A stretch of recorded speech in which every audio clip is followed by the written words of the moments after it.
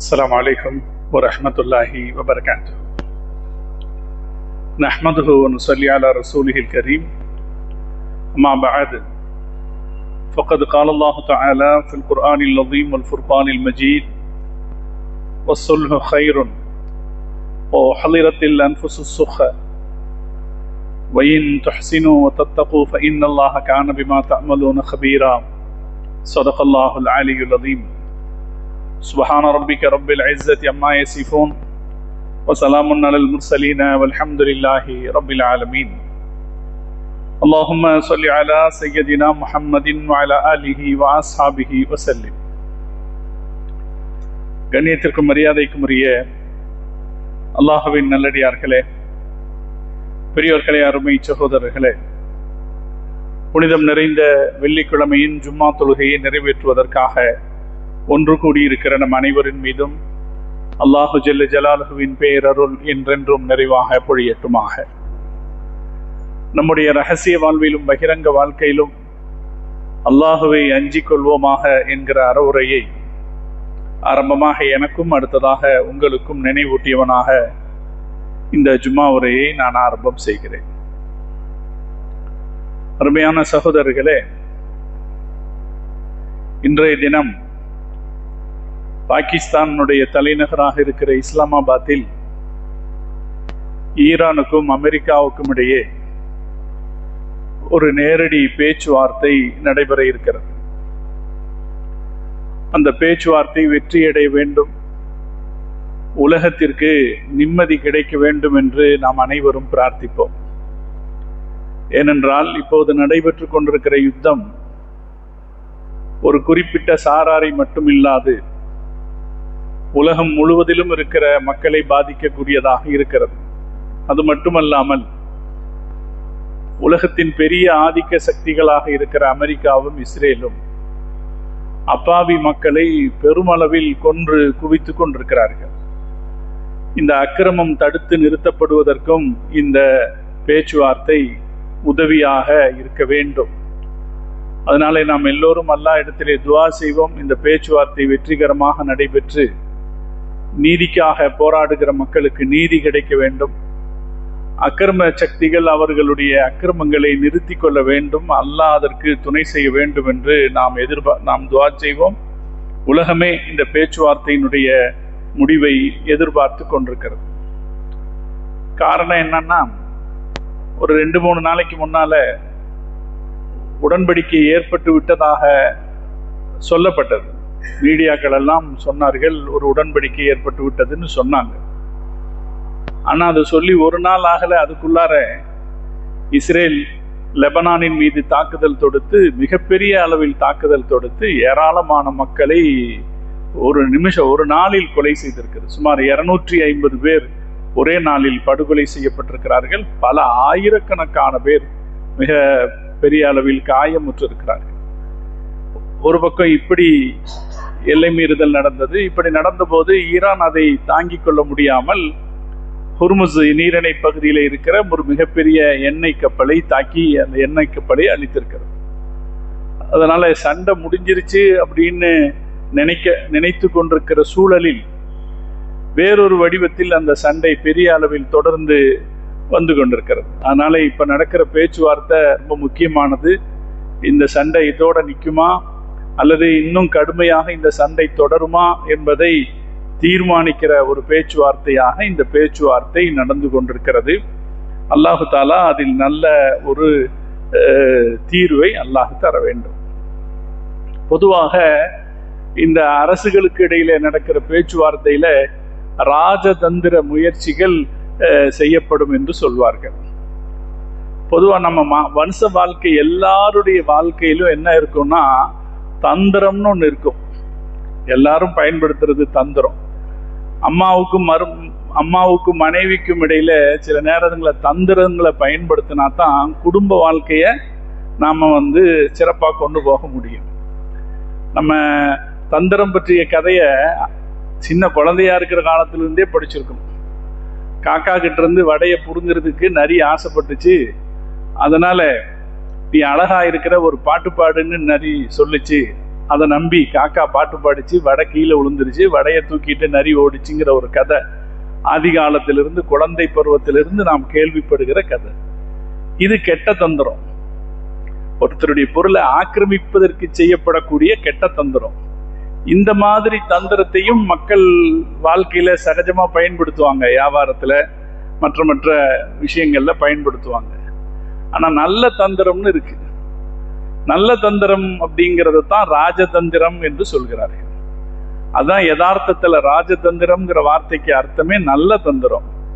ஒரு தந்திரத்தை பயன்படுத்தி அமைதியை நிலநாட்டுறது, ஒரு தந்திரத்தை பயன்படுத்தி நன்மையை தொடர வைக்கிறது, இதைத்தான் ராஜதந்திரம்னு சொல்லுவாங்க. இங்கிலீஷ்ல அதை டிப்ளமசி என்கிற வார்த்தையால் குறிப்பிடுகிறார். ராஜதந்திரத்தினுடைய பிரதான அம்சமே பேச்சுவார்த்தையின் மூலமாக பகையோடு இருக்கக்கூடிய 2 நாடுகளுக்கு இடையில இருக்கிற உறவை சீர் செய்வது.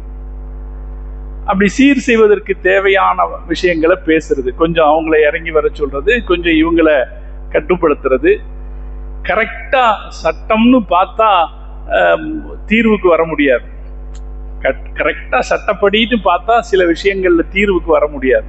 இப்போ கொஞ்சம் ஏறி இறங்கி வருகிற போது ஒரு அமைதி உடன்படிக்கைக்கு தீர்வு கண்டறலாம். நம்ம மார்க்கம் அப்படி தீர்வு காண்பதை வலியுறுத்துது.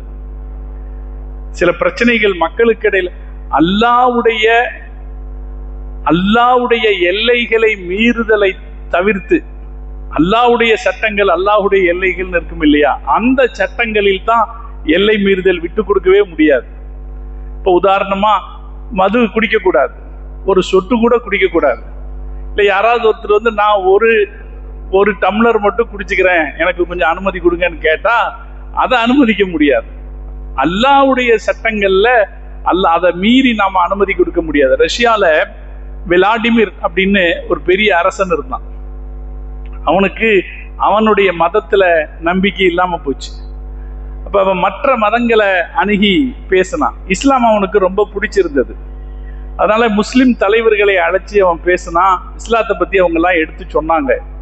அப்ப அவன் கேட்டான், நீங்க சொல்றது எனக்கு நல்லா இருக்கு, எனக்கு இந்த மார்க்கத்தை ஏத்துக்கணும் போல இருக்கு, ஆனா என்னால குடிக்கிற பழக்கத்தை விட முடியாது, நீங்க எனக்கு குடிக்கிறதுக்கு மட்டும் அனுமதி கொடுங்க அப்படின்னு கேட்டான். அரசன், பேரரசன். அதாவது இன்னைக்கு ரஷ்யா கிறிஸ்துவ நாடாக இருக்குது அப்படின்னா அதுக்கு காரணமே இந்த விளாடிமிர் அப்படிங்கிற அரசன் கிறிஸ்துவரானதுதான். It was a turning point in Russian ஹிஸ்டரின்னு சொல்லுவாங்க. அவன் கிறிஸ்துவனானதுதான் ரஷ்யாவே கிறிஸ்துவரானதுக்கு காரணம். அவன் கிறிஸ்துவ மதத்தை தழுவுறதுக்கு முன்னாடி முஸ்லிம்கள்ட்ட கேட்டான், நான் இஸ்லாத்துக்கு வந்துடுறேன், ஆனா எனக்கு நீங்க குடிக்கிறதுக்கு கொஞ்சம் அனுமதி கொடுங்கன்னு கேட்டான். முஸ்லிம் அறிஞர்கள் சொன்னார்கள், இது அல்லாஹ்வுடைய சட்டம், இந்த சட்டத்துல எங்களுக்கு கொஞ்சம் நேக்கு போக்கா நடந்துக்கிறதுக்கான வழியெல்லாம் கிடையாது, ஹராம் என்றால் ஹராம் தான் சொன்னாங்க. அதனால் அவன் என்ன செஞ்சான், இஸ்லாத்துக்கு வராம கிறிஸ்துவ மதத்தை தழுவினான் அப்படிங்கிறது வரலாறு. இப்ப மார்க்கத்துல சட்டங்கள் அல்லாஹ்வுடைய எல்லைகளாக இருக்கிற சட்டங்கள் இருக்குது, ஹலால் ஹராம் சட்டங்கள் இருக்குது. அந்த சட்டங்கள்ல நம்ம கொஞ்சமும் மீற முடியாது. மற்ற சில சட்டங்கள் இருக்குது, தீர்மானங்கள் இருக்கு. அந்த தீர்மானங்கள் மனிதர்களுக்கு இடையில் இருக்கிற உரிமைகளை பற்றிய தீர்மானங்கள் இருக்கு. அந்த மாதிரி விஷயங்கள்ல என்ன செய்துக்க முடியும், சட்டப்படிதான் நடக்கணும்ன்றது இல்ல, சட்டத்துக்கு அப்பால் ஒரு நல்லதை உத்தேசித்து, ஒரு நன்மையை உத்தேசித்து, ஒரு பகையுணர்வு போகுவதை உத்தேசித்து கொஞ்சம் நம்ம மாறி நடந்து கொள்ள முடியும் என்றால் அதை சுல்ஹ், உடன்படிக்கை என்று மார்க்கம் ஏற்றுக்கொள்கிறது. அதை சிறப்பானது என்று சொல்கிறது. இப்ப 2 அண்ணன் தம்பிகளுக்கு இடையில ஒரு வழக்கு பிரச்சனை வருதுன்னு வைங்களேன், சொத்து விவகாரத்துல ஒரு பிரச்சனை வருது. அப்ப நாம மார்க்க சட்டம் கராரா இருக்கு, இவங்களுக்கு இவ்வளவு இவங்களுக்கு இவ்வளவுங்கிறதுல கரார் இருக்கு. அதே நேரத்துல இந்த கரார் பேணப்படும் போது சில நேரங்கள்ல குடும்பங்களுக்கு இடையில பகை அதிகமாயிடும். அது தேவையற்ற பிரச்சனைகளை, சண்டை சச்சரவுகளை ஒன்றுபடுத்தி இருங்கிற போது அவங்க 2 பேரையும் சகோதரர்களை உட்கார வச்சு பேசி, நீங்க கொஞ்சம் விட்டு கொடுத்துருங்களேன், நீங்க இவருக்கு தேவை இருக்கு இப்படி செய்யுங்களேன் என்று ஒரு சமூக அமைதியை மனதில் வைத்துக்கொண்டு செய்யப்படுகிற தீர்ப்பை நீதியானது என்று மார்க்கம் சொல்கிறது. இதுக்கு பேரு சுல்ஹ், உடன்பாடு. இந்த உடன்பாடு குறித்து அல்லாஹ் குர்ஆனில் சொல்லுவான், வசுல்ஹு கைர், இப்படி உடன்பாடு செய்து கொள்வது நல்லதுதான். அப்ப அதுல என்ன பார்க்க முடியாதுன்னா, ரெண்டு தரப்பும் எனக்கு இப்படி நஷ்டம் ஏற்பட்டுடுச்சேனோ அல்லது என்னுடைய கௌரவத்துக்கு அது என்ன ஆகுறதுன்னோ பார்க்காம கொஞ்சம் விட்டு கொடுத்து இறங்கி வந்து சமாதானம் பண்ணிக்கிட்டா அது நல்லது என்று அல்லாஹ் சொல்கிறான். நம்ம எல்லாருமே வாழ்க்கையில வந்து அல்லாஹ்வுடைய மார்க்க விஷயத்துல நம்ம கிட்ட சட்டத்துல கொஞ்சம் சலுகை காட்டுறது, தளர்ந்து போறது அப்படிங்கிறது இடம் இல்லை. மற்ற விஷயங்கள்ல கொஞ்சம் தளர்வு கொண்டு கொஞ்சம் விட்டு கொடுத்து ஒரு சமாதான உடன்படிக்கைக்கு போனால் அது சிறந்தது என்று குர்ஆன் சொல்லுகிறது. உலக வரலாற்றில் அதை நிரூபிப்பதற்கு ஏராளமான சாட்சிகள் இருக்கு. இந்த ராஜதந்திர நடவடிக்கைகள் அப்படிங்கிறது இருக்கு பாருங்க. இந்த ராஜதந்திர நடவடிக்கைகள்ல இது பிரதானமான விஷயம். கரெக்டா 100% கரெக்ட், 100% கரெக்டா பேசணும்னா ஒரு முடிவுக்கு ரெண்டு தரப்பும் ஒரே மாதிரி ஷார்ப்பா ஒரே மாதிரி கூர்மையா இருந்தாங்கன்னா ஒரு முடிவுக்கு வர முடியாது. அதனால ஒரு தரப்பு கொஞ்சம் இறங்கி வந்து ஒரு தரப்பு கொஞ்சம் ஏறி வந்து ஒரு உடன்படிக்கையை மக்கள் நலன் கருதி ஒத்துக்கொள்ள வேண்டும். அப்படித்தான் ஒரு உடன்படிக்கை எட்ட முடியும். அதனால இப்ப நடக்கிற இந்த பேச்சுவார்த்தையில அப்படி ஒரு உடன்படிக்கை எட்டப்பட வேண்டும் என்று நாம் எதிர்பார்ப்போம். நான் கடந்த வாரம் சொன்னது போல அப்படி ஏற்படுகிற போது கூட எந்த தரப்பினுடைய கை கொஞ்சம் தாழ்ந்து இருக்கிறதோ அது கேவலப்படுத்தப்படக்கூடாது. தோற்று போகிறவர்களுடைய கை அல்லது கொஞ்சம் இளையவர்களுடைய கை அதிகமாக சுமைப்படக்கூடாது, அது சுமையாக்கப்படக்கூடாது, அது ரொம்பவும் கேவலப்படுத்தப்படக்கூடாது. இப்ப ஈரானும் அமெரிக்காவும் பேசுதுன்னா அமெரிக்காவினுடைய கை ஓங்கித்தான் இருக்கும். ஆனால் கவனமாக கவனிக்க வேண்டியது என்னன்னா, ஈரான் கேவலப்படுத்தப்படக்கூடாது. ஈரானுக்கான மரியாதை உரிய அளவில் தரப்பட வேண்டும். நீ ஒத்துக்கலைன்னா உன்னை நான் அழிச்சிருவேன் என்பது மாதிரியான வார்த்தைகளை சொல்லி அதை மிரட்டக்கூடாது. உலகத்தின் ஒட்டுமொத்த உலக மக்களுடைய நன்மையை கருதி ஒரு சமாதான உடன்படிக்கை இதில் ஏற்பட வேண்டும். நாம் எல்லாரும் அதுக்கு முயற்சி செய்வோம். அல்லாஹ் தௌஃபீக் செய்வானாக. அருமையான சகோதரர்களே, நம்ம ரசூலுல்லாஹி ஸல்லல்லாஹு அலைஹி வஸல்லம் அவங்க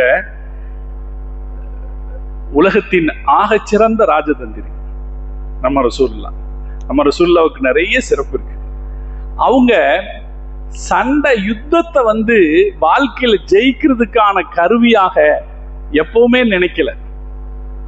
சண்டை போட்டு ஜெயிச்சிட முடியும்ன்றத ரசூலுல்லாஹ் எப்பவும் நினைக்கல. சண்டை போட்டாங்கதான் ரசூலுல்லாஹ். அந்த சண்டையெல்லாம் கொஞ்சம் படிச்சு பார்த்தீங்கன்னா தெரியும், நிர்பந்தமா போட வேண்டிய சூழ்நிலையில சண்டை போட்டதுதான். ரசூல் ஸல்லல்லாஹு அலைஹி வஸல்லம் அவங்க அதை தவிர்ப்பதற்கு பெரிய அளவில் முயற்சி செய்திருக்கிறார்.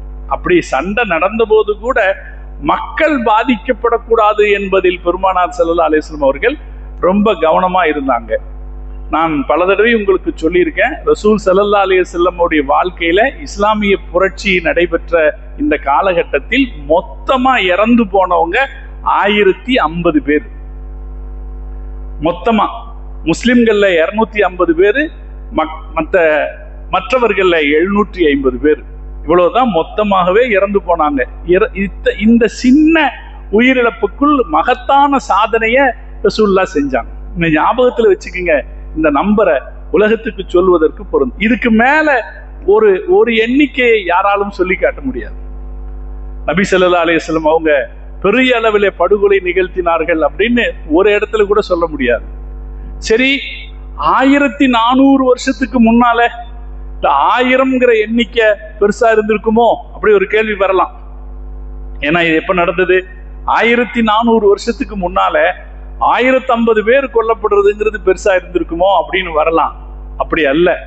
அந்த காலகட்டத்திலேயே யுத்தங்கள்ல லட்சக்கணக்கான பேர் கொல்லப்பட்டிருக்கிறார்.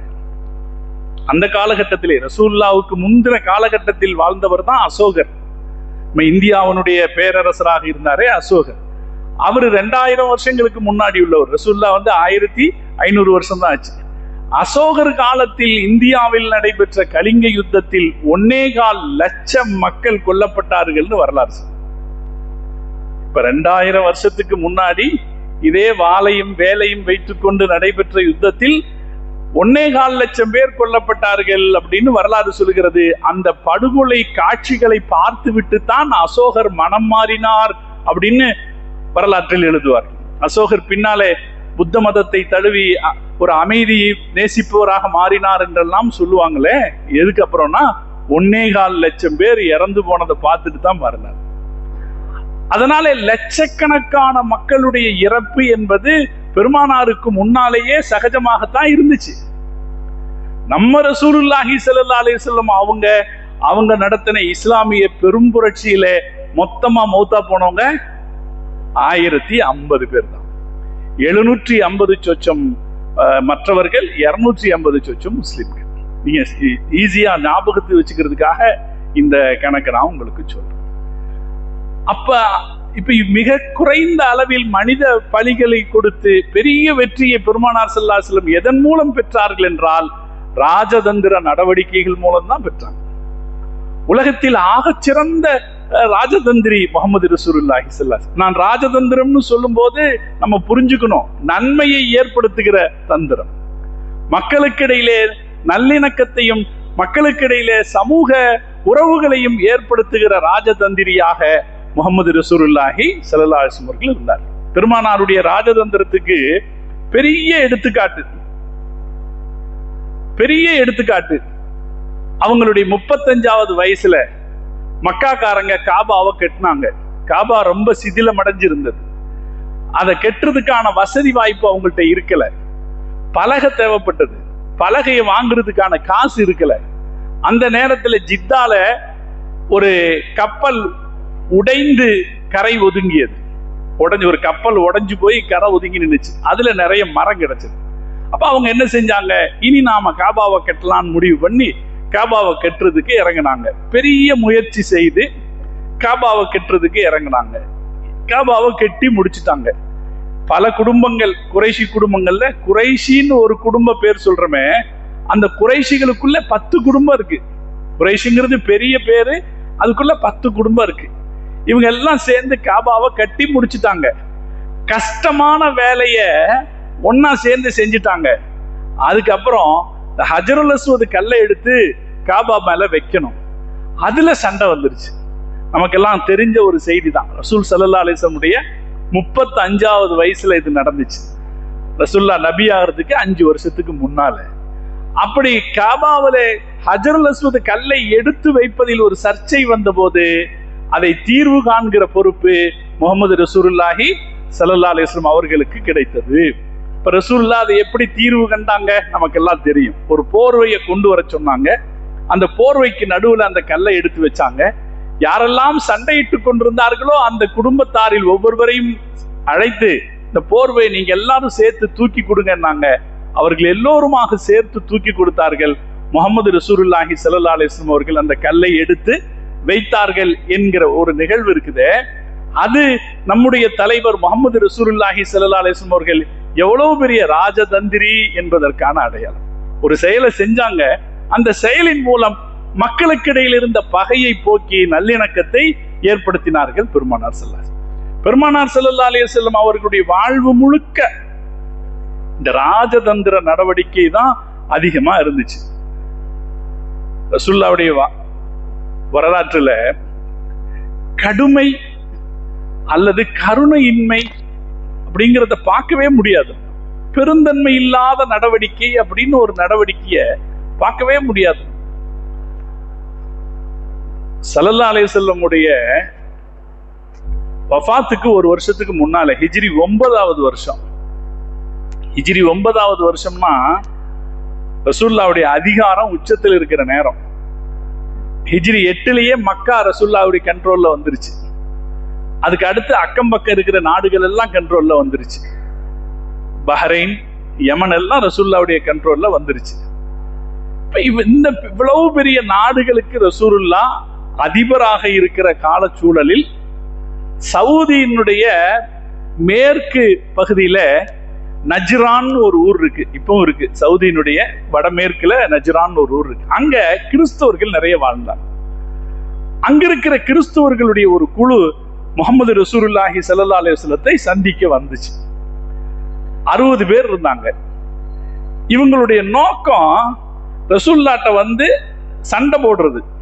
நேர்ல வந்து ஏன்னா கிறிஸ்துவர்கள் அப்படின்னா மதம் வேதம் கொடுக்கப்பட்டவர்கள் அப்படின்னு அவங்க எல்லாமே ஒரு தனியான பெருமை தங்களுக்கு இருக்கிறதாக நினைச்சுக்கிட்டாங்க. மக்காக்காரங்களுக்கோ மதீனாக்காரங்களுக்கோ முன்னால வேற வேதம் எதுவும் கிடையாது. அதனால வேதம் கொடுக்கப்பட்ட யூதர்களும் வேதம் வைத்திருக்கிற கிறிஸ்தவர்களும் தங்களை ஒரு பெரிய தலைமைக்குரியவர்களாக கருதி கொண்டிருந்தாங்க. இந்த சூழல் தான் நஜ்ரானுடைய கிறிஸ்தவர்களுடைய ஒரு குழு முகமது ரசூலுல்லாவை பார்க்க வருது ஹிஜ்ரி 9.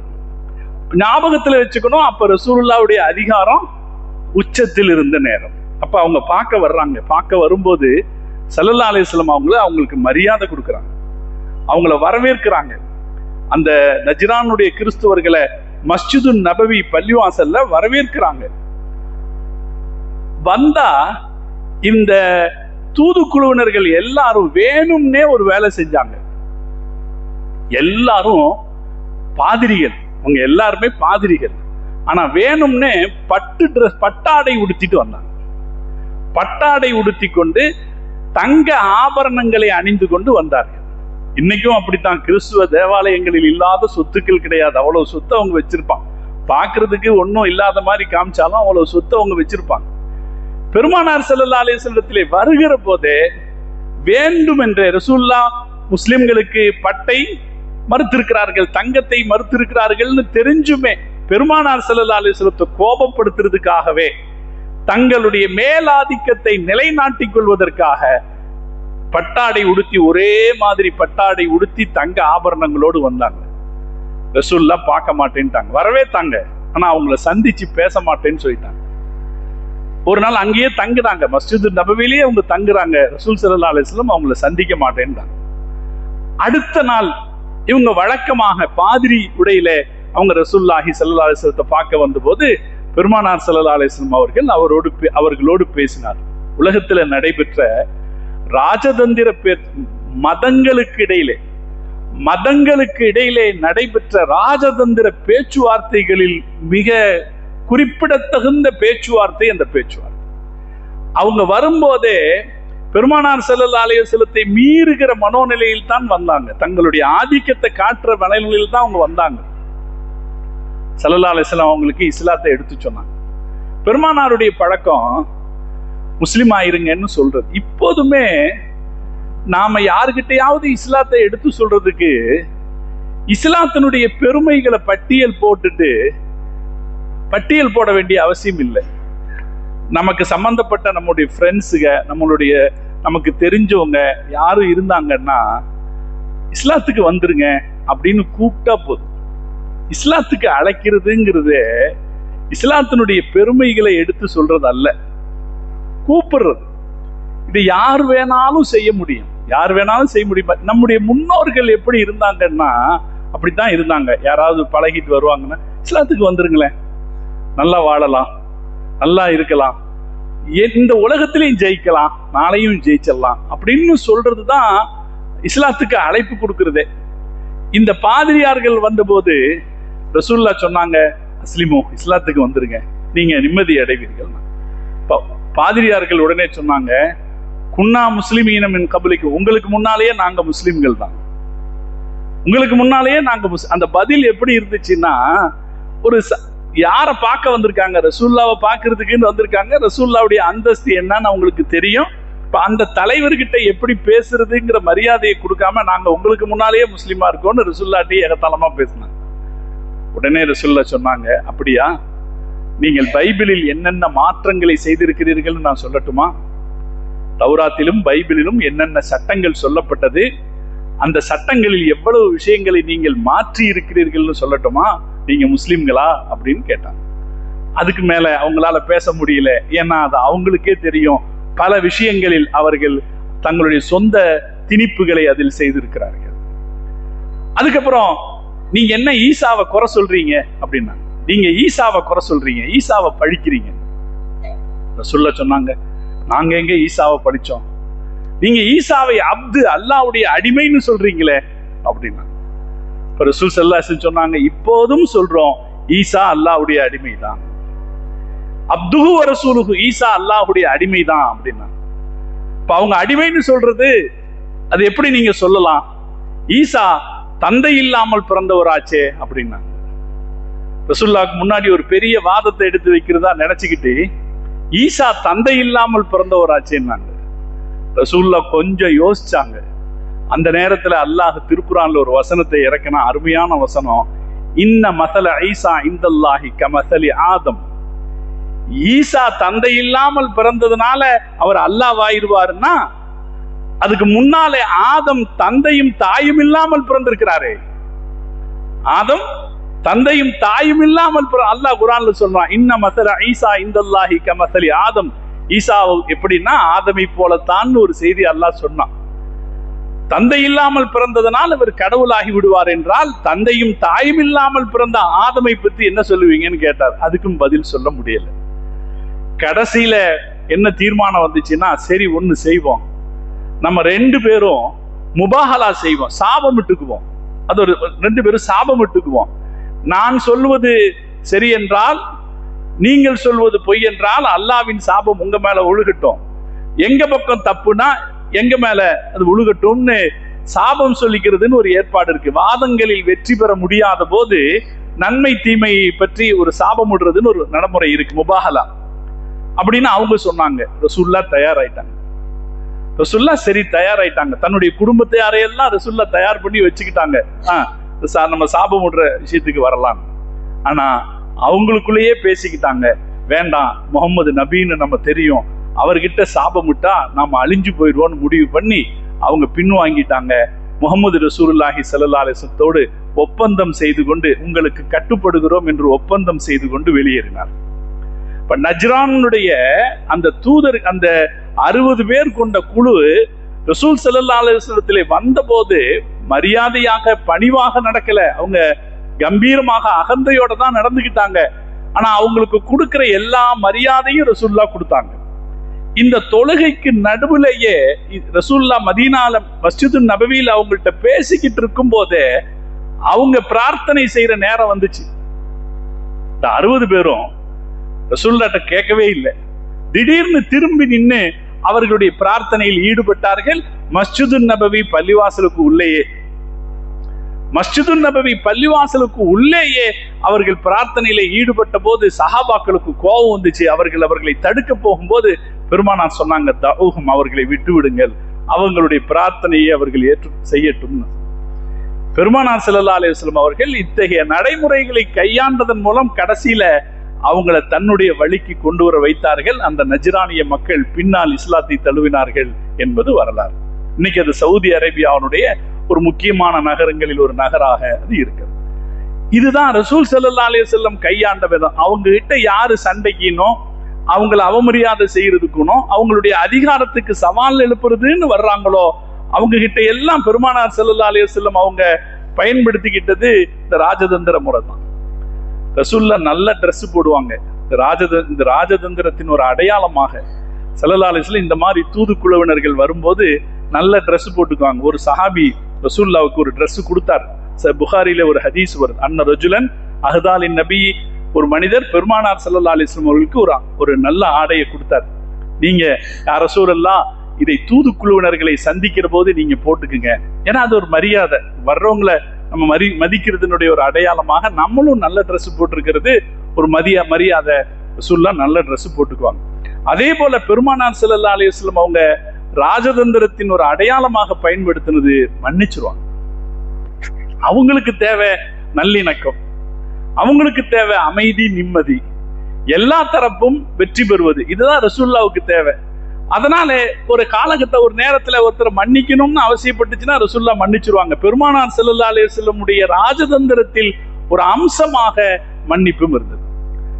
முரைஷ அப்படின்னு ஒரு யுத்தத்திலிருந்து திரும்பும் போது ஹிஜ்ரி 7வது வருஷம், என்னுடைய ஞாபகம் சரியாக இருந்தால் ஹிஜ்ரி 7வது வருஷம் அல்லது 5வது வருஷம், சஹாபாக்கள் பழக்கம் என்னன்னா, எப்போதுமே எங்கேயாவது தங்கும் போது வெயில் நேரத்துல தான் தங்குவாங்க. தங்கும் போது இலைகள் அடர்ந்து கிளைகள் அடர்த்தியாக இருக்கிற மரத்தை ரசூலுல்லாஹ்வுக்கு கொடுத்துருவாங்க. அந்த நிழல்ல ரசூலுல்லாஹ் இருக்கட்டும், அவங்க மற்ற மரங்களுக்கு கீழே தங்கிக்குவாங்க. ஒரு தடவை இந்த யுத்தத்திலிருந்து திரும்பும் போது கிளைகள் அடர்ந்த மரம் கொஞ்சம் தூரத்துல இருந்துச்சு. ரசூலுல்லாவுக்கு அங்க இடத்த கொடுத்துட்டு சஹாபாக்கள் கொஞ்சம் தள்ளி போய் படுத்துக்கிட்டாங்க. நல்ல மதிய நேரம் உறக்கிற சமயம். ரசூலுல்லாஹ் தன்னுடைய வாளை அங்கிருந்த மரக்கிளையில மாட்டி வச்சுட்டு தூங்குறாங்க. இத அங்கிருந்த பதவிகள்ங்கிற காட்டரபிகளுடைய ஒரு கூட்டம் இதை பார்த்துக்கிட்டே இருந்துச்சு. அதுல ஒருத்தர் இருந்தாரு, தியசூர் அப்படின்னு ஒருத்தர் இருந்தாரு, ரொம்ப வீரர். அவருடைய ஆள்கள்கிட்ட சொன்னாரு, எனக்கு நல்ல வாய்ப்பு கிடைச்சிருக்கு, முகம்மது தூங்குறாரு, அவருடைய வாள் அங்க தூங்குது, ஆட்கள் எல்லாம் தூரத்துல இருக்காங்க, இதுதான் சந்தர்ப்பம், நான் போய் அவருடைய கதையை முடிச்சுட்டு வர்றேன்னு வந்த ஒரு மெதுவா வந்து ரசூலுல்லாவுடைய வாளை எடுத்துக்கிட்டு அது வாளுடைய உரையிலிருந்து உருவி ரசூலுல்லாவுடைய கழுத்துக்கு நேரா கத்தியை நீட்டிட்டு எழுப்பினார். நபி ஸல்லல்லாஹு அலைஹி வஸல்லம் அவங்க முழிச்சு பார்த்தாங்க, கழுத்துக்கு நேரா கத்தி நீட்டிட்டு இந்த மனுஷன் நிக்கிறாரு, முன்ன பின்ன தெரியாத மனுஷன் நிக்கிறார். அவர் எடுத்த உடனே இந்த ஆளு கேட்டாரு, மையம் நீ உங்ககிட்ட என்னிடமிருந்து உன்னை யாரால் காப்பாற்ற முடியும்? அதுதான் பாருங்க, அல்லாஹ் வைக்கிற கொல்றதுன்னு முடிவு செஞ்சிருந்தாருன்னா கொன்னு இருப்பாரு. ஆனா அல்லாஹ் கேள்வி கேட்க வைக்கிறான். இதுதான் அல்லாஹ்வுடைய திட்டம். சும்மா வந்த ஆளு, கொல்றேன்னு வந்த ஆளு ரசூலுல்லாஹ் பார்த்து கேள்வி கேட்டாரு, என்னட்டு இருந்து உங்களை யாரால காப்பாற்ற முடியும்? ஸல்லல்லாஹு அலைஹி வஸல்லம் யதார்த்தமா சொன்னாங்க, அல்லாஹ் அப்படின்னு. அவன் கையில இருந்த வாள் கீழே விழுந்துருச்சு. அல்லான்னு பதில் கேட்ட உடனே அவர் கையில இருந்த வாள் கீழே விழுந்துருச்சு. உடனே ரசூலுல்லாஹி ஸல்லல்லாஹு அலைஹி வஸல்லம் அவங்க அந்த வாளை அவங்க எடுத்துக்கிட்டு அவரு தேசூருடைய கழுத்துல வச்சு ரசூலுல்லாஹ் கேட்டாங்க, இப்ப சொல்லு, உன்னை யார் காப்பாற்ற முடியும்?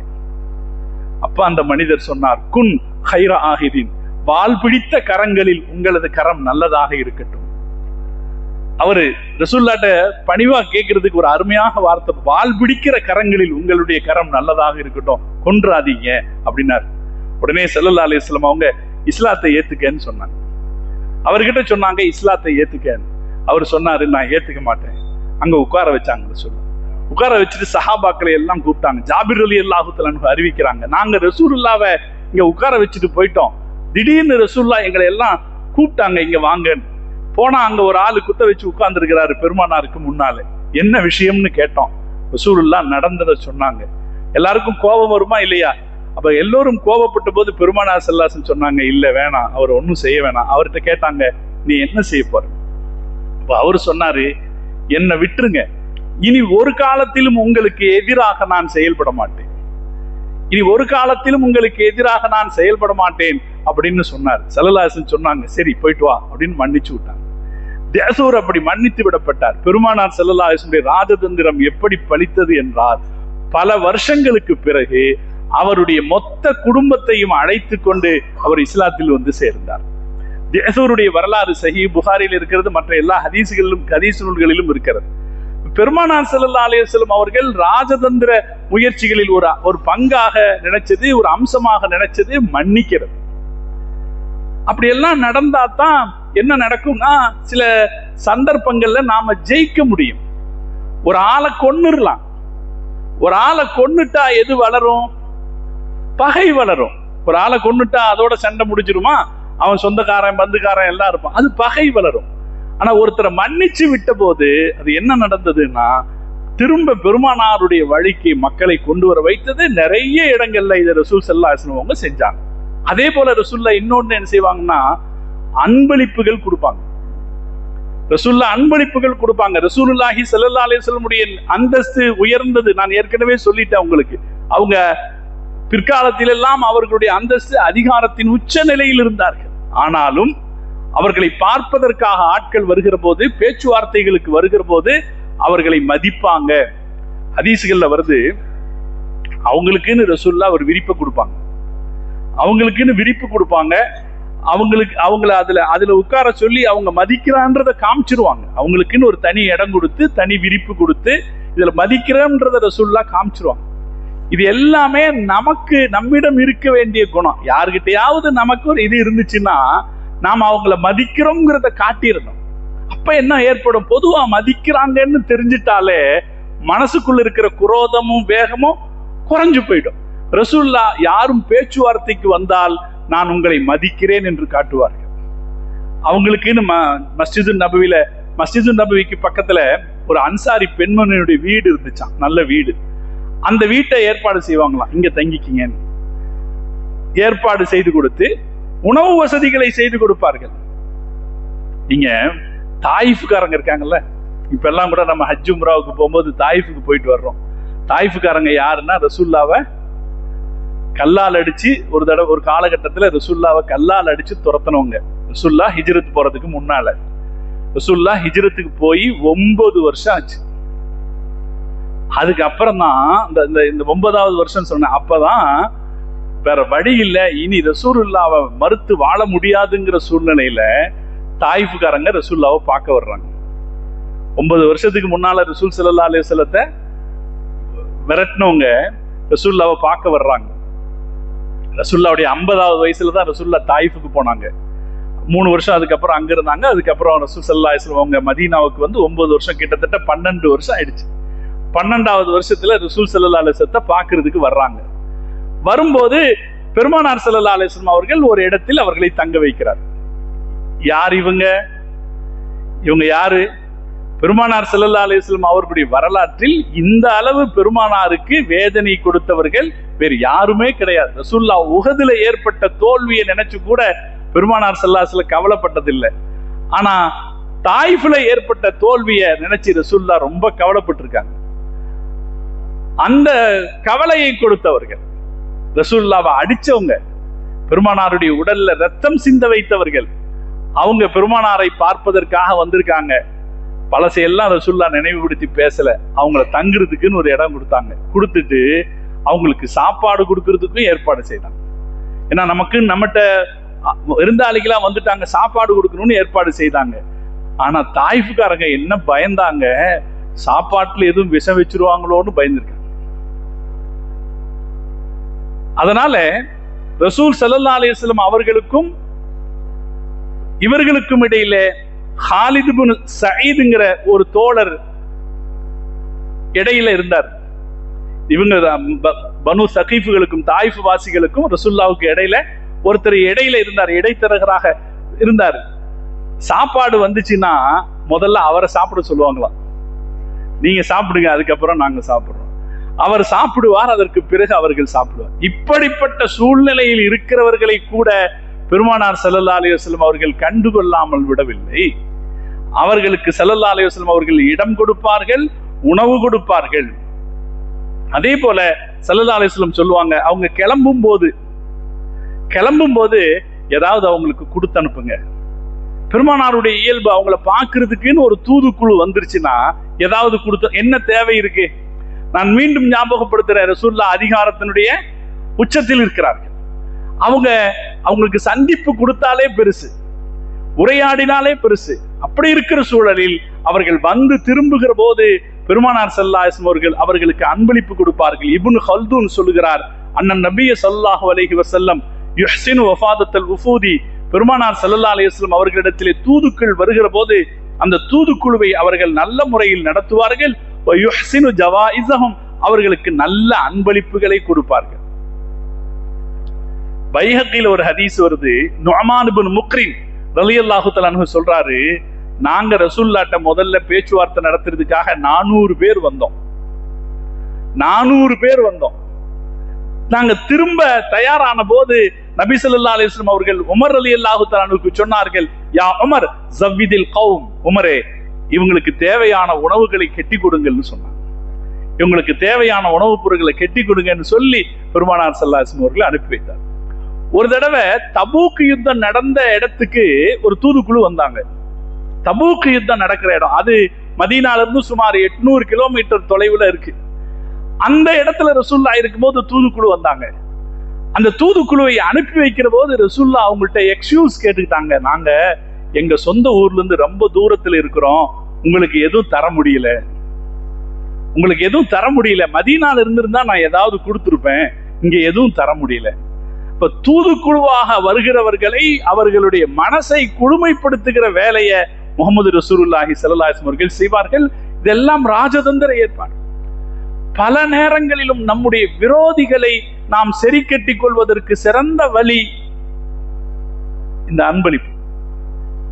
விநாயக சதுர்த்தி ஊர்வலம் வரும்போதெல்லாம் பிரச்சனை நடக்கும். முஸ்லிம்கள் நிறைஞ்ச ஒரு ஊர், நான் பொதுவில் அந்த ஊர் பேரை சொல்ல விரும்பல, முஸ்லிம்கள் நிறைஞ்ச ஊர். அங்க மற்ற இவங்க தான் முஸ்லிம்கள் தான் மிராசுதார்கள் மாதிரி பெரிய பணக்காரங்க, மற்றவங்க எல்லாம் அவங்க கிட்ட வேலை செய்யறவங்க தான்.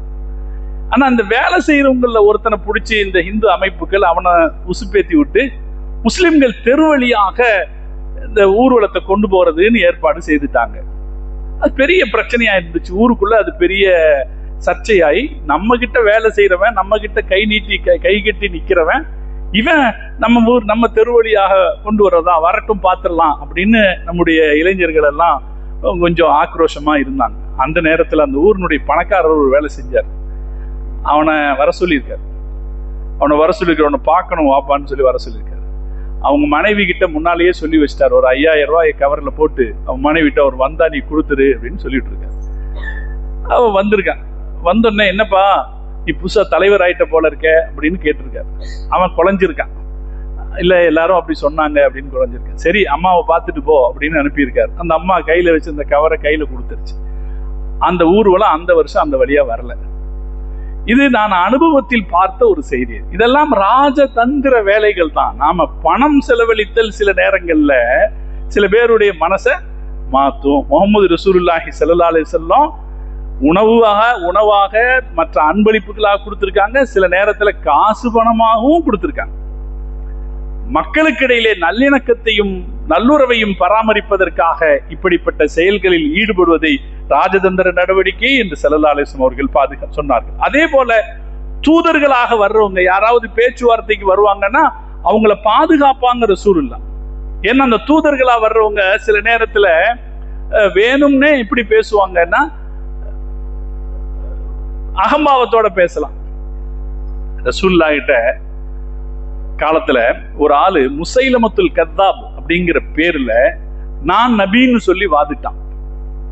ரசூலுல்லாஹ் காலத்திலேயே நானும் நபி தான் அப்படின்னு வாதிட்டான். அவனுக்கு ரசூலுல்லாஹ் பொய்யன் அப்படின்னு பேர் வச்சாங்க. பொய்யன் முசைலமான்னு பேர் வச்சாங்க. அவன் ஒரு தூதரை அனுப்புனா ரசூலுல்லாஹ் கிட்ட. அனுப்பி அவன் என்ன சொன்னா, நமக்கு 2 பேத்துக்கு இடையில சண்டை வேண்டாம், நாம 2 பகுதியா பிரிச்சுக்குவோம், அந்த பகுதிக்கு நீங்க நபி, இந்த பகுதிக்கு நான் நபி அப்படின்னு பிரிச்சுக்குவோன்னு சொல்லி ஒரு தூதர் அனுப்பினான்.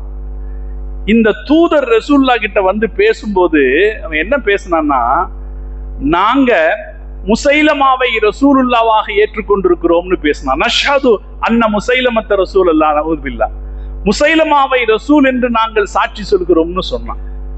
சஹாபாக்களுக்கெல்லாம் கடும் கோபம் வந்துருச்சு. ஏன்னா நீங்க எல்லாத்தையும் ஞாபகத்துல வைக்கணும். இது எல்லாமே எப்ப நடக்குதுன்னா ரசூல் ஸல்லல்லாஹு அலைஹி வஸல்லம் கடைசி காலத்துல அவர்களுடைய அதிகாரம் உச்சத்தில் இருக்கிற நேரத்தில் அவங்களுடைய சபையில நடக்குது. ஒரு ஆள் வந்து சொல்றான், நாங்க முசைலமாவை அல்லாஹ்வுடைய ரசூல் என்று ஏற்றுக்கொண்டோம். பெருமானார் ஸல்லல்லாஹு அலைஹி வஸல்லம் உங்களுக்கு கோபம் வந்துச்சு. கோபம் வந்து ரசூலுல்லாஹ் சொன்னாங்க, அப்பவும் கூட ரசூலுல்லாஹ் சொன்னாங்க, நீங்க 2 பேரும் தூதர்களா வந்திருக்கீங்க, அதனால நான் விடுறேன். லவ்லா அன்ன ருசுலல்லா துக்தல், தூதர்களை கொல்லக்கூடாது என்ற ஒரு விதி இருக்கிறது, அதனால நான் உங்களை விடுறேன். நீங்க 2 பேரும் தூதர்களாக இல்லை என்றால் நீங்கள் கொலை செய்யப்பட்டிருப்பீர்கள். அது இப்ப தூதர்களாக வந்தவங்களுக்கு எந்த ஆபத்தையும் விளைவிக்க கூடாது என்பது முகமது ரசூலுல்லாஹி ஸல்லல்லாஹு அலைஹி வஸல்லம் அவர்கள் கடைபிடித்த ராஜதந்திரம். அதே போல தூதர்கள் வந்தவங்க இந்த மாதிரி எல்லாம் பேசிட்டு திரும்பி போறத ரசூலுல்லாஹ் அனுமதிப்பாங்க. திரும்பி போயிருங்க, நிம்மதியா திரும்பி போயிருங்க. அவங்க வந்து சில நேரத்துல பேசுனதுல மனசுக்கு கஷ்டம் கொடுக்கிற மாதிரி பேசியிருந்தா கூட அவர்கள் தங்களுடைய நாட்டுக்கு திரும்பி செல்ல முகமது ரசூலுல்லாஹி ஸல்லல்லாஹு அலைஹி வஸல்லம் அவர்கள் அனுமதிப்பார்கள். எந்த இடையூறும் செய்ய மாட்டார்கள். ஒரு ஹதீஸ் இருக்கு, ஒரு தடவை மக்காவுடைய குறைஷிகள் அபூ ராஃபிங்கிற ஒரு ரசூலுல்லாஹ் கிட்ட தூதரா அனுப்புனாங்க. அவர் வந்து தூது பேச வந்தார். வந்த இடத்துல ஏதோ ஒரு விவகாரத்துக்கு தான் தூது பேச வந்தார். வந்த இடத்துல ரசூலுல்லாஹ்ட்ட பேசுனதுல அவர் மனசு மாறி முஸ்லீம் ஆயிட்டார். மக்காவுடைய காஃபிர்களுடைய தரப்புல இருந்து வந்தாரு, பெருமானார்ட்ட பேச வந்த இடத்துல முஸ்லீமா மாறிட்டார். மாறின பிறகு ரசூலுல்லாஹ் சொன்னாங்க, ஆனாலும் நீங்க இங்க இருக்கக்கூடாது, நீங்க தூதரா வந்திருக்கீங்க, தூதர்களை நான் தடுத்து வைத்துக் கொள்ளக்கூடாது, நீங்க திரும்ப மக்காவுக்கு போயிருங்க, போய் அவங்கள்ட்ட நான் சொன்ன செய்தியை சொன்ன பிறகு நீங்க முஸ்லீம் ஆனீங்கன்னு திரும்பி வாங்க, உங்களை நாங்க வரவேற்கிறோம், இப்ப நீங்க திரும்பி போயிருங்கன்னாங்க. இதெல்லாம் பெருமானார் ஸல்லல்லாஹு அலைஹி வஸல்லம் அவர்களுடைய நடைமுறை. ரொம்ப பணிவாக வருகிறவர்களை மதித்து அவர்களுடைய மனசை குளிர்விக்கிற வேலைகளை செய்து அவங்க சொல்லக்கூடிய வார்த்தைகளை கேட்டுக்கிட்டு, சில நேரத்துல அந்த வார்த்தைகள் கசப்பானதாக இருந்தாலும் கூட அதை சகிச்சுக்கிட்டு பத்திரமா ரசூலுல்லாஹ் திருப்பி அனுப்பி வச்சிடும். ஆனா அதே நேரத்துல தன்னுடைய கம்பீரத்தை ஒரு காலத்திலும் அவர்கள் விட்டு கொடுக்க மாட்டாங்க. பணிவு வெளிப்படுத்துவாங்க, நெகிழ்ச்சியை காட்டுவாங்க, கருணையை காட்டுவாங்க, எல்லாம் சரிதான். பணிவை விட்டு கொடுக்க மாட்டாங்க. அதை எதுல பார்க்கலாம்னா, அரசர்களுக்கு அவர்கள் எழுதின கடிதத்துல பார்க்கலாம். அரசர்களை எல்லாம் கூப்பிடும் போது எல்லாரும் எப்படி கூப்பிடுவாங்க?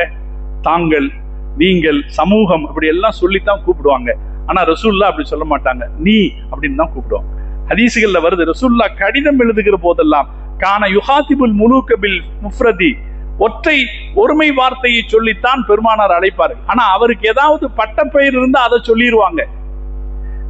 கிஸ்ராவுனுடைய மன்னருக்கு அப்படின்னு சொல்லிடுவாங்க.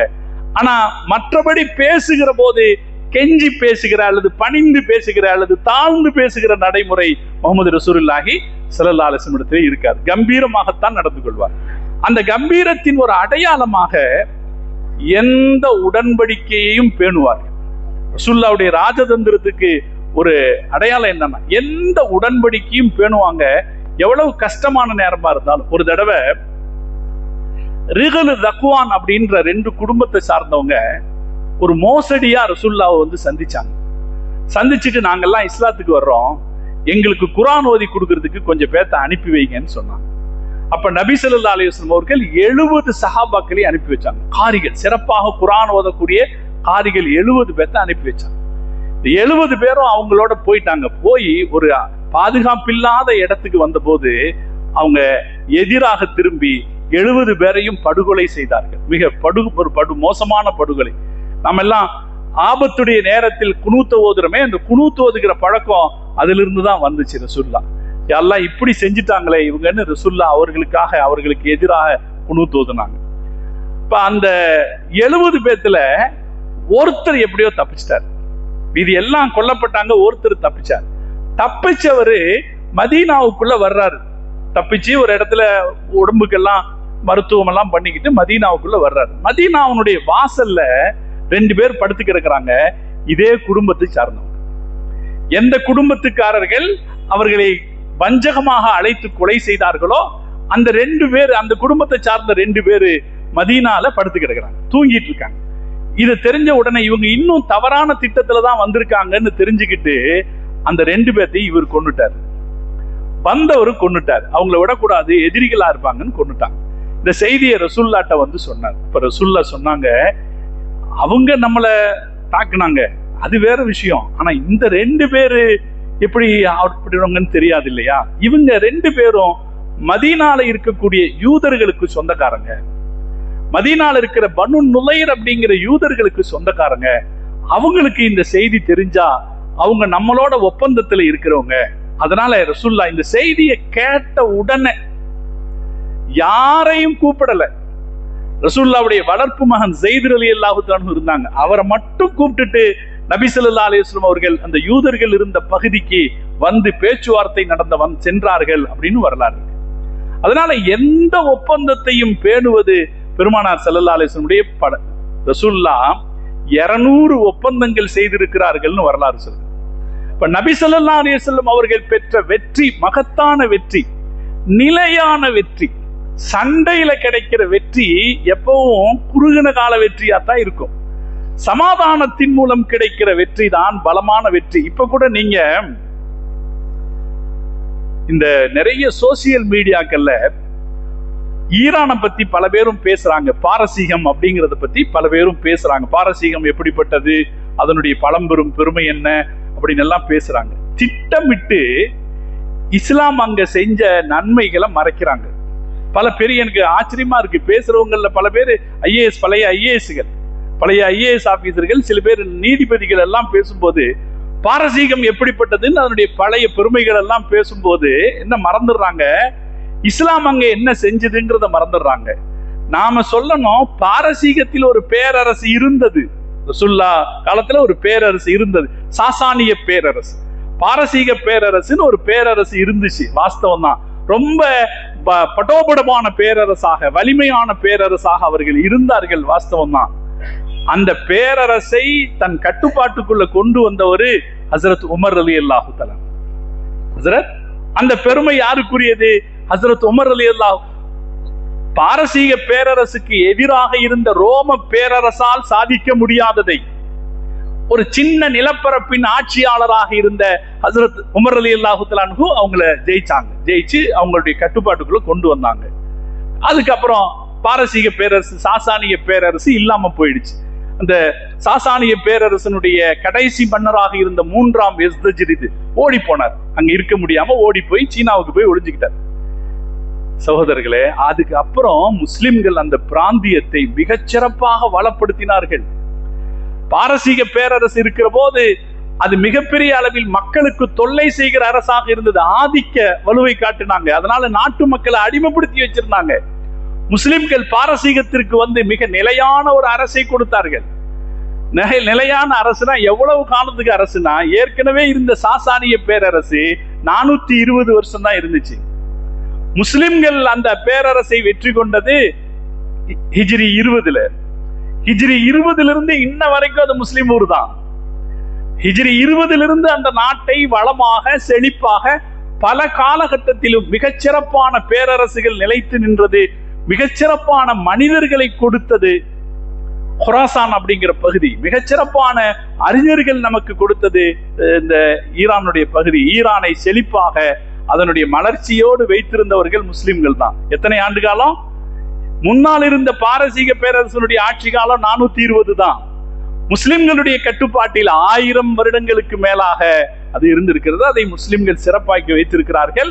ஆனால் பாரசீகம்னு பேசும்போது இப்ப பேசுறவங்க பல பேரு இஸ்லாத்தின் பங்களிப்பை அதிலிருந்து எடுத்துட்டு 1979 ஆயத்துல்லா குமைனி வந்த பிறகுதான் அங்க இஸ்லாமிய அரசு உருவானது என்பது போல ஒரு நிலைமை ஏற்படுத்துறாங்க. அது சரியானதல்ல.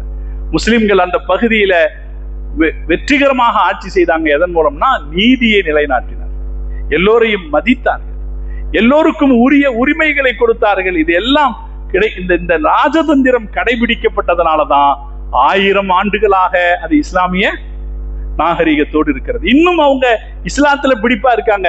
பழைய பாரசீகத்தினுடைய கொள்கைக்கு கோட்பாட்டுக்கு போறோம்னு அவங்க சொல்ல, இஸ்லாத்தில் தங்களுடைய பிடிப்பை காட்டுபவர்களாகத்தான் அவர்கள் இருக்கிறார். இது எல்லாமே ரசூலுல்லாஹ் கடைபிடிச்ச இந்த நடைமுறை. சண்டை பெரிய தீர்வு தராது.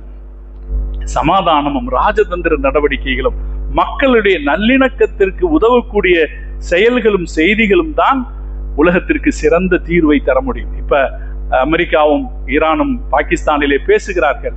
உண்மையிலே யதார்த்தத்துல இது அமெரிக்காவுடைய ஒரு தோல்விதான். என்ன காரணம்னா, அவங்க தான் அங்கிருந்து இங்க வந்திருக்காங்க. அமெரிக்கா எங்கேயோ இருக்கு, அவங்க இங்க வர வேண்டியதில்லை. அமெரிக்கால இருந்து அவங்க ஈரானுடைய காலடிக்கு வந்து பேசுகிறார்கள். இதுவே ஒரு தோல்விக்கான அடையாளம். அழிச்சிருவோம், நாகரிகத்தையே ஒழிச்சிருவோம் என்றெல்லாம் சவால் விட்டார்கள். ஆனா ஒன்னும் செய்ய முடியல. ஆனாலும் இவர்களுடைய அமெரிக்கா மற்றும் இஸ்ரேலியர்களுடைய ராஜதந்திரம் என்பது வஞ்சகமானது. எந்த நேரத்துல எதை செய்வாங்கன்னு யோசிக்கவே முடியல. யுத்தம் முடிஞ்சிருச்சுன்னு ஒரு 3 நாளைக்கு முன்னாடி ஒரு அறிவிப்பு வந்துச்சு. திடீர்னு ஒரே நாள்ல லெபனானில் இருக்கிற 250 பேரை படுகொலை செய்கிறார்கள் என்றால், ஒரே நாளில் பல்லாயிரக்கணக்கானவர்களை அவர்கள் ஊனமுற்றவர்களாக மாற்றுகிறார்கள் என்றால், இவர்களுடைய ராஜதந்திரம் இப்படித்தான். வஞ்சகமே தான் இன்றைக்கு இருக்கிற ராஜதந்திரம். இன்றைக்கு இருக்கிற அரசியல்வாதிகளுடைய ராஜதந்திரம் என்பது முழுக்க முழுக்க வஞ்சகம் சார்ந்தது. இப்போ ஒரு சினிமா ஒண்ணு வந்திருக்கு, நான் கேள்விப்பட்டேன். துரந்தர் நினைக்கிறேன், என்னுடைய ஒரு படம் வந்திருக்கு. அதுல ஒரு செய்தி சொல்றான். இந்தியால 5000 ரூபாய் நோட்டு 1000 ரூபாய் நோட்டு திடீர்னு ஒரே நாள்ல செல்லாதுன்னு அறிவிச்சாங்க. இது பெரிய பிரச்சனையாச்சு, நாட்டு மக்களுக்கு பெரிய துயரத்தை கொடுத்தது. அது உண்மையில இப்போ இருக்கிற அரசாங்கத்தினுடைய ஒரு ஃபெயிலியர். அரசாங்கம் ஒரு விஷயத்தை நினைச்சது, கருப்பு பணத்தை மீட்டு விட முடியும்னு சொல்லிச்சு. அது ஒரு ஃபெயிலியர், அதுதான் யதார்த்தம். ஆனா இந்த சினிமால என்ன ஒரு காட்சியை காட்ட வர்றான் அப்படின்னா, பாகிஸ்தான்ல இருந்து நிறைய பணத்தை அந்த நாள்ல இந்தியாவுக்குள்ள கொண்டு வர்றதுக்கு திட்டமிட்டு இருந்தாங்க. இதெல்லாம் தான் வஞ்சகம், தந்திரம், மக்கள் மனசை மாற்றுகிற முயற்சி செய்கிற தந்திரம், வஞ்சகமான தந்திரம். பாகிஸ்தான்ல இருந்து கோடிக்கணக்கான ரூபாயை இந்தியாவுக்குள்ள கொண்டு வர முயற்சி செய்தாங்க. அதை முறியடிக்கிறதுக்காகத்தான் இப்படி ஒரு திட்டம் போடப்பட்டது. ஒரு சின்ன உதாரணம். இன்னைக்கு இருக்கிற அரசுகளுடைய தந்திரம் அப்படிங்கிறது கேவலமானதாக இருக்கிறது, அநீதியானதாக இருக்கிறது, வஞ்சம் நிறைந்ததாக இருக்கு. இன்னைக்கு பேசின பேச்சே முழுக்க, ஆட்சியாளர்கள் பேசுகிற பேச்சே முழுக்க எப்படி இருக்குதுன்னா வஞ்சம் நிறைந்த பேச்சாகத்தான் இருக்கிறது. மொத்த ஒப்பந்தத்தையும் ஒப்புக்கொண்டு விட்டார்கள். ஒப்புக்கொண்டு விட்டு இதில் லெபனான் சேர்க்கப்படாது என்று அறிவிக்கிறார்கள். லெபனானின் மீது நடக்கிற தாக்குதலை நாங்கள் இதுக்கு இந்த ஒப்பந்தத்துக்குள்ள கட்டுப்படாது என்று அறிவிக்கிறார். அப்ப முழுக்க முழுக்க அவர்களுடைய பேச்சுக்கள் வஞ்சகம் நிறைந்ததாகவே இருக்கிறது. நிச்சயம் ஒருபோதும் வஞ்சகம் வெற்றி பெற முடியாது. நாம இந்த ஒரு சந்தர்ப்பம், இன்னைக்கு பேச்சுவார்த்தை நடக்குதுங்கிற ஒரு சந்தர்ப்பம் ரொம்ப ஒரு முக்கியமான சந்தர்ப்பம்.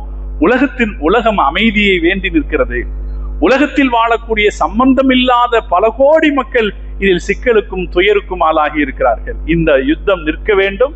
இந்த பேச்சுவார்த்தை நல்ல விதத்தில் முடிய வேண்டும். ராஜதந்திரம் என்கிற உண்மையான அர்த்தத்தில் மக்களுக்கு நன்மை செய்வது, சமூகத்தில் இருக்கிற நல்லுறவை பாதுகாப்பது, நல்லிணக்கத்தை பாதுகாப்பது, அமைதியை நிலைநாட்டுவது என்கிற வகையில் இந்த உலகத்தில் சிறந்த ராஜதந்திரத்திற்கு எடுத்துக்காட்டாக இந்த பேச்சுவார்த்தை அமைய வேண்டும் என்று நம்ம எல்லாரும் துவா செய்வோம். ஏன்னா நம்மள ஒவ்வொருத்தரும் இதனுடைய ஒரு பாதிப்புக்கு ஆளாயிருக்கும். அதனால இதை நம்ம கவனிக்கணும். இன்னைக்கு நடக்க போகுது, நாளைக்கும் நடக்க போகுது. முதல்ல தனித்தனியா பேச போறாங்க, இரண்டாவது சேர்ந்து பேச போறாங்க. அல்லாஹு தாலா நீதியின் பக்கம் நிற்பவர்களின் கரத்தை அல்லாஹ் வலிமைப்படுத்தட்டும். அவர்களுடைய பாதத்தை அல்லாஹ் உறுதிமிக்கதாக ஆக்கட்டும். அல்லாஹ் அவர்களுக்கு தகுந்த நல்ல துணையை தரட்டும். யார் அக்கிரமம் செய்ய நினைக்கிறார்களோ தங்களுடைய இராணுவ வலிமையை வைத்துக்கொண்டு, தங்களுடைய அரசியல் பலத்தை வைத்துக்கொண்டு யார் அக்கிரமம் செய்ய நினைக்கிறார்களோ அவர்களுக்கு அல்லாஹ் ஹிதாயத்தை தரட்டும். அவர்கள் நேர்வழி பெறமாட்டார்கள் என்றால் அல்லாஹ் தன்னுடைய சக்தியால் அவர்களை முறியடிக்கட்டும் என்று நாம் துஆ செய்வோம். யார் இதற்காக உழைக்கிறார்களோ அவர்களுக்கும் அல்லாஹு தஆலா நல்ல சிந்தனையை தர வேண்டும் என்று நாம் துஆ செய்வோம். வரலாற்றின் மிக முக்கியமான ஒரு காலகட்டத்தில் நாம நிற்கிறோம். இது ரொம்ப முக்கியமான ஒரு நேரம். ஒரு 100 ஆண்டு கால, ஒரு 100 வருஷ கால வரலாற்றினுடைய பின்னடைவில் இருந்து நாம ஜெயிக்கிறதுக்கு ஒரு வாய்ப்பு கிடைக்குமா, முஸ்லிம் சமுதாயம் மேலேறதுக்கு ஒரு வாய்ப்பு கிடைக்குமா என்று யோசிக்கிற ஒரு காலம் இது.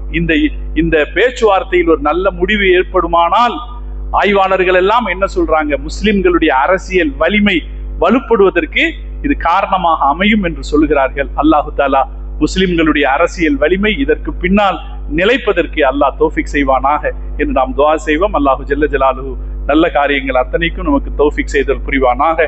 வஆஹிரு தஅவானா அல்ஹம்துலில்லாஹி ரப்பில் ஆலமீன். சகோதரர்களே, வெள்ளலூர்